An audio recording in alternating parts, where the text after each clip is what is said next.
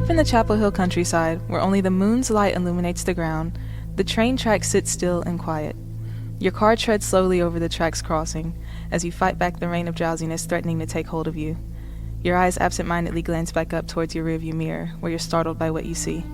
A dim light drifts over the crossing where your car once occupied. You furrow your brows in confusion. You had looked both ways before crossing and saw no telling of a train.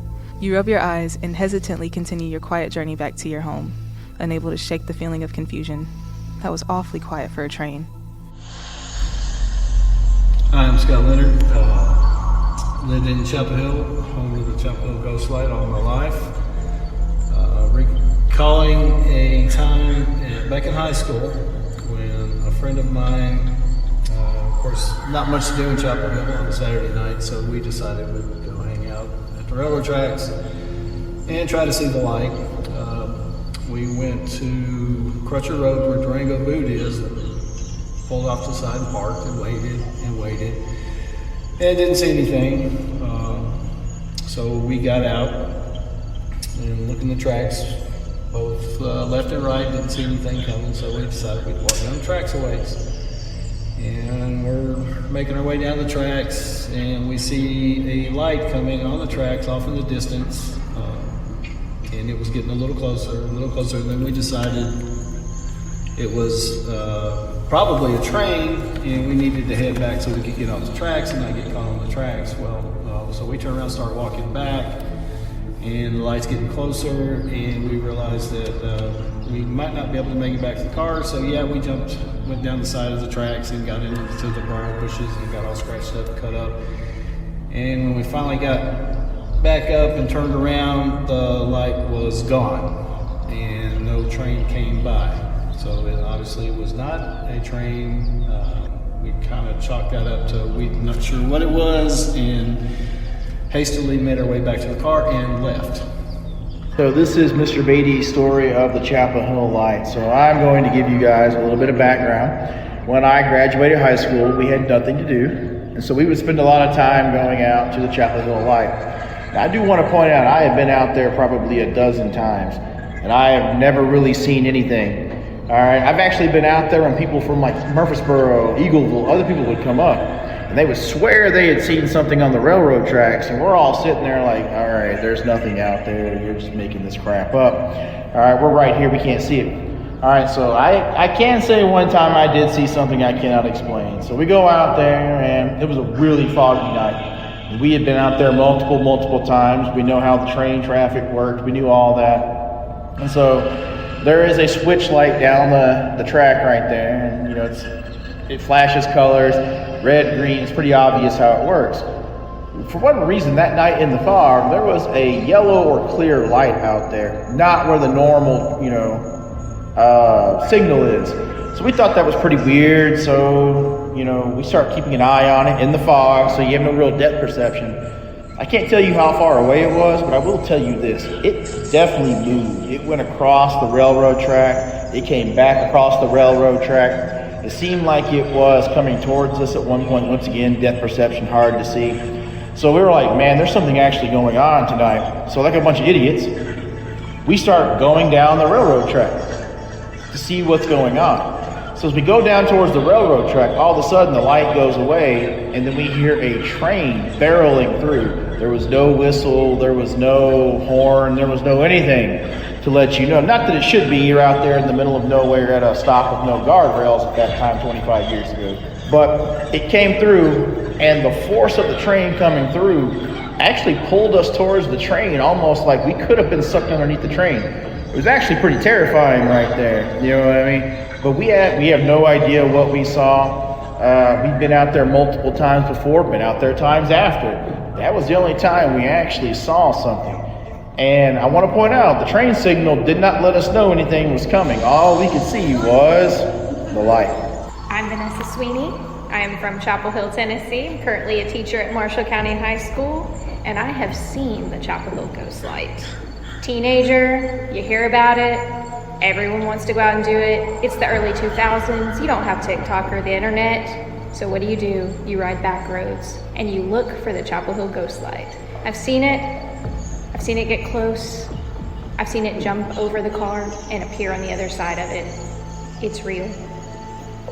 Okay, hello, I'm Kim Anderson. I'm a business teacher at Marshall County High School and the yearbook sponsor here and future business leader sponsor. So I wear a lot of hats. But I tell the kids a story when we talk about hauntings in Tennessee in my class. So we always talk about the Chapel Hill light. So I've told them that when I was young and not so smart in college, with some friends, we went to see if we could see the Chapel Hill light. And it was not on Halloween, but it was in the fall time of the year, so it was kind of spooky. And we went out there to where the railroad tracks were supposedly you can see the light. And we were in the car. One of my friends did get out of the car. I was too scared to get out of the car. But first time we ever went, we really did see a light coming down the tracks, and we just thought it was a train. But we couldn't hear the train. So we were like, that's not a train, I don't think. So all of a sudden, while my friend was standing close to the tracks, the light just came by really fast, and then there was nothing there. It was just a light. And then you turned around and it was on the other end of the track, coming like it was coming the opposite direction. And my friend was like, that just went through me. So I don't know, we were so scared to jump back in the car. We took off, and I believe in the Chapel Hill light. That's all I want to say. Imagine finding yourself in a situation so many others have claimed they were in, alone at the Chapel Hill train tracks, faced with a most peculiar sight. A lone disembodied light swaying in the distance. You find yourself questioning what this could be. Perhaps it's just a refraction of light, or even the result of natural gases, or perhaps the explanation is beyond what is natural. Maybe, just maybe, what you're seeing cannot be explained by the understanding of this mortal realm. The sight of the Chapel Hill light is shared by many, and while the explanations and tales of the light may not be the same, the fascination for the light remains the same. No one has been able to explain fully just what the light is. This is its story.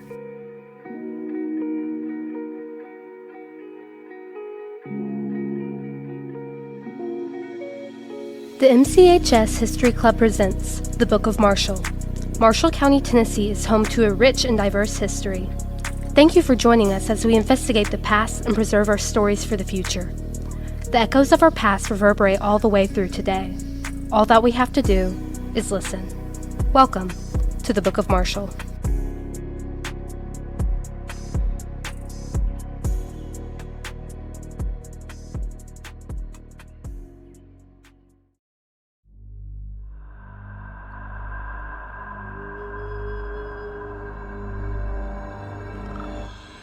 But what is the lore behind this mysterious light that disturbs any who happen to see it?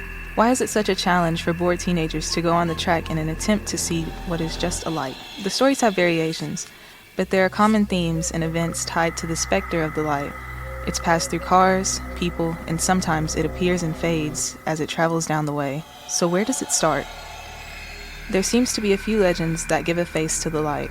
According to the legend, it was a dreary, downcast night when a railroad signalman was called up to do his job of warning the incoming train of a potential danger on the track. As he chugged alongside the muddy tracks, he felt the familiar rumble of a train and raised his lantern to warn the engineer.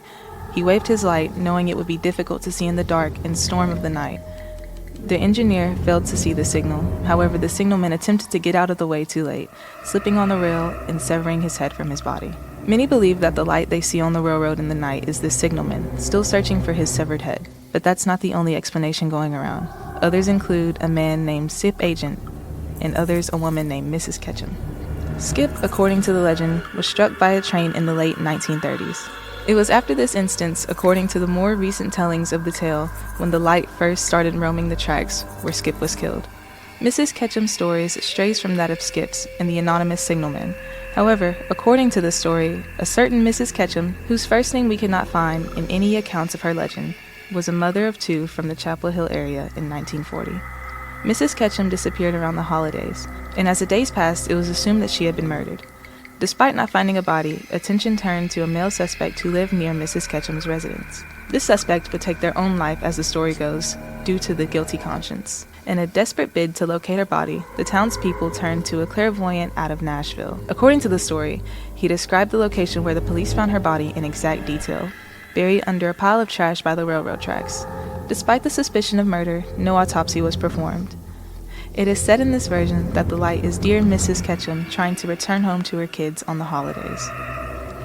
Another interesting bit of historical trivia regarding the light is that there are accounts of similar phenomena occurring throughout the small railroad towns throughout Tennessee, and even up into Kentucky. However, this is not a podcast dedicated to debunking the light, but rather celebrating its historical impact on Chapel Hill. These other occurrences actually lend evidence in support of the light being real. Numerous eyewitnesses and stories from the years support that it is something. So if it is not necessarily supernatural, what other explanations are there?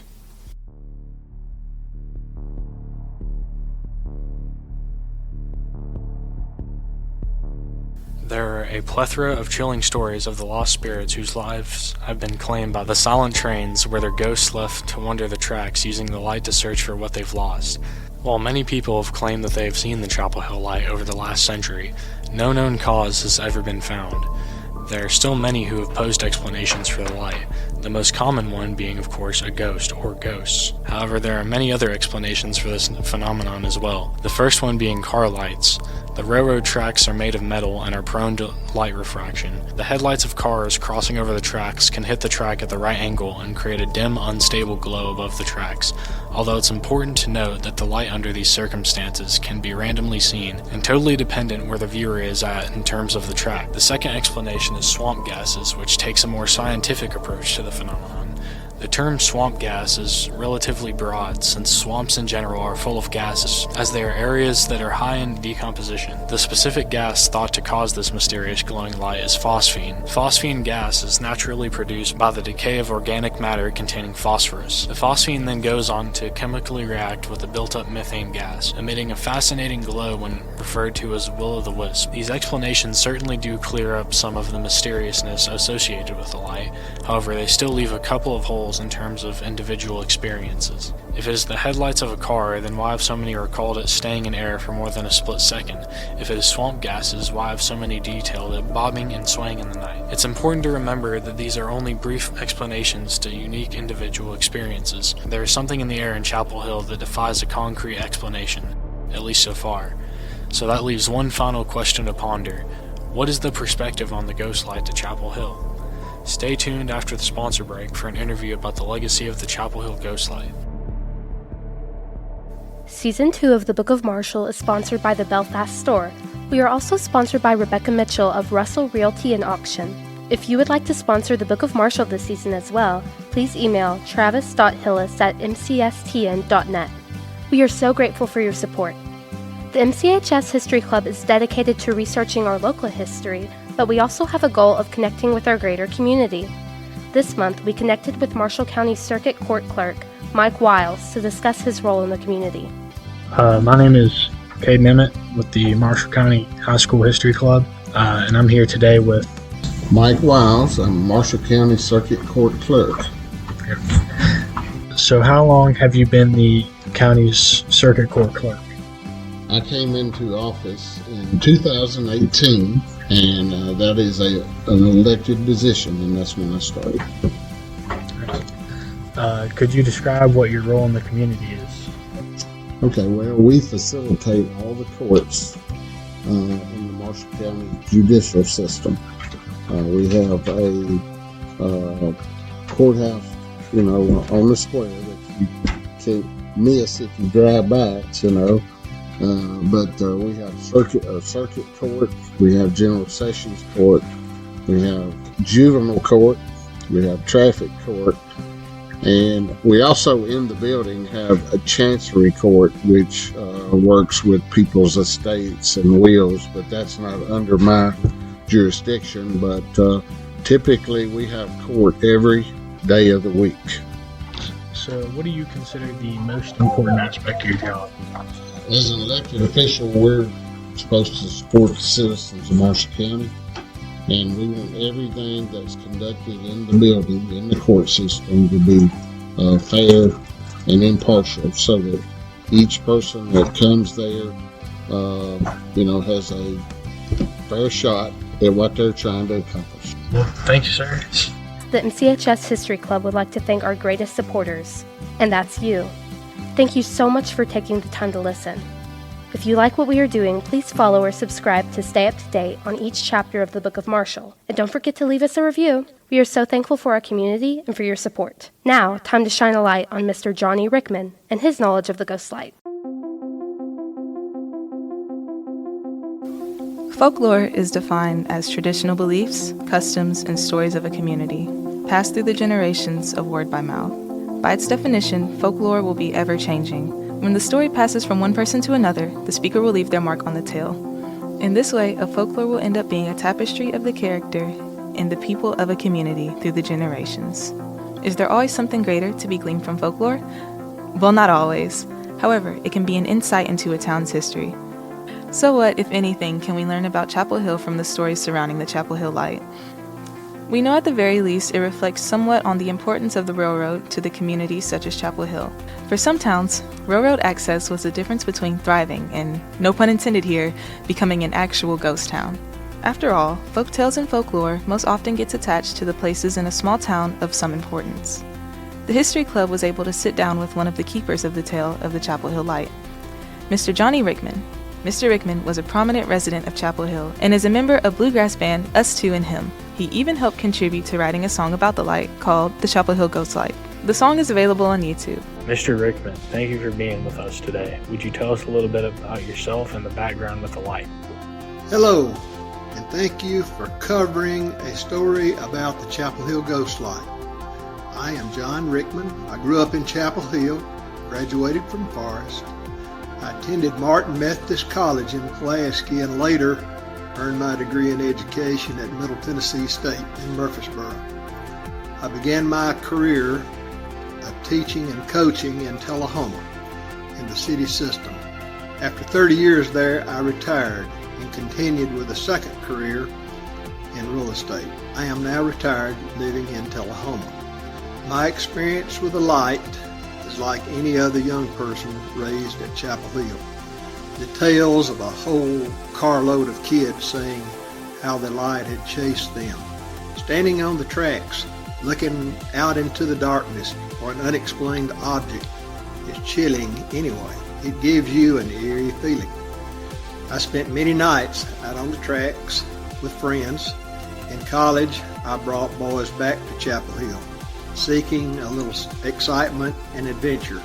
These times were always fun. And it was also a good place to take your date. Have you seen the light? And if so, would you mind telling us that story? I have seen the light, but it never unnerved me terribly. I'm not sure if I was seeing the same thing reported by others. I have wondered if the shock of seeing the light has been conjured up by an overactive imagination. I can't say. We know that you've spent quite some time researching the light. What could you tell us about the origin of the ghost light? We were not able to find a death certificate to verify the stories on our end of the research. Have you found sources in yours? I wrote a song about the light, and I've done a bit of research, but I am not an expert.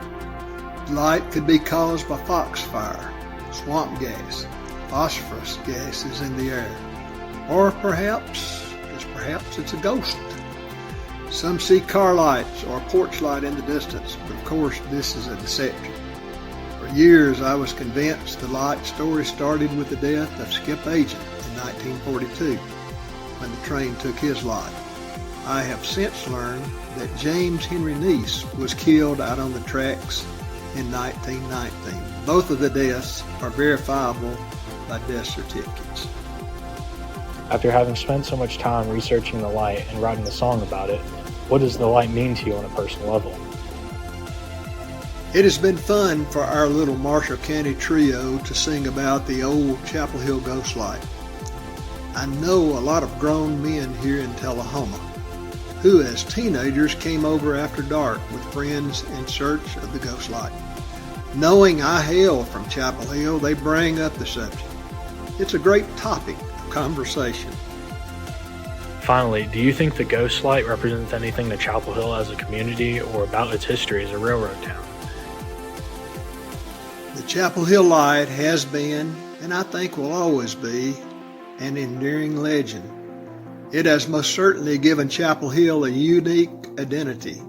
The notoriety of the light ranks right up there with other famous folklore in history. I believe it will always remain a mystery. The history of a place is more than just facts and dates. It's the culmination of the lives of people who have lived there, as well as the generations who continue to stay and contribute to the legacy that will carry on. A community's character is the result of the history and the people who have called that place home. If you stop and think about it, what is a ghost really? An echo or a remnant of what has come before. Something that can't be explained fully, but that's been left behind for us to glimpse in the dark. Maybe in some way, all of history has been a little bit of ghost story hiding in it. Whether it is swamp gas or reflections, a porch light on a foggy night, or even if it is indeed the lantern of a wandering soul, the ghost light of Chapel Hill has clearly made an impact here in Marshall County, and this was its story.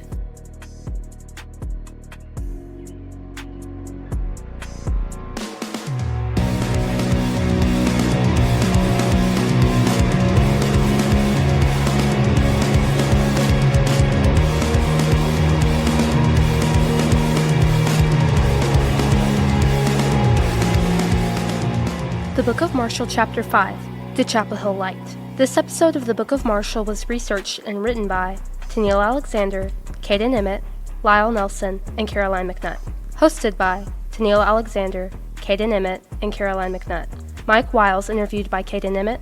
This podcast was executive produced by Travis Hillis and Lori Crowell. Theme song for the Book of Marshall, Clouds by Jay Hill. His music is available on all streaming platforms. Additional music, used royalty-free, can be found in the show notes with links. Any errors made in the research of this episode are purely made in good faith. Sources are provided in the episode script. We would like to thank Linda Potts and the Marshall County Historical Society for their support. We would invite you to subscribe for free on iTunes, follow us on Spotify, or wherever you listen to podcasts. This will alert you anytime we release a new episode. And don't forget to leave us a 5-star review. We hope to see you next time on Season 2 of the Book of Marshall.